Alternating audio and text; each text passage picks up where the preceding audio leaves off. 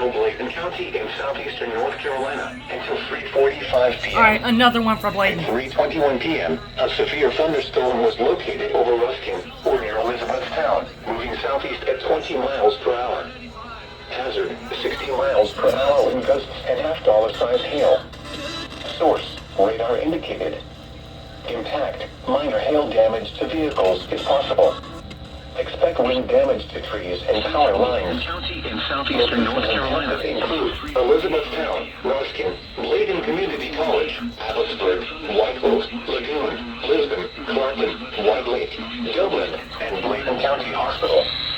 For your protection, move to an interior room on the lowest floor of a building.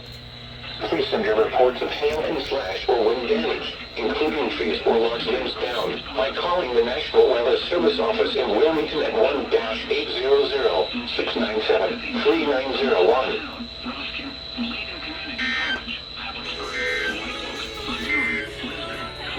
And now taking a look at the forecast from the local area.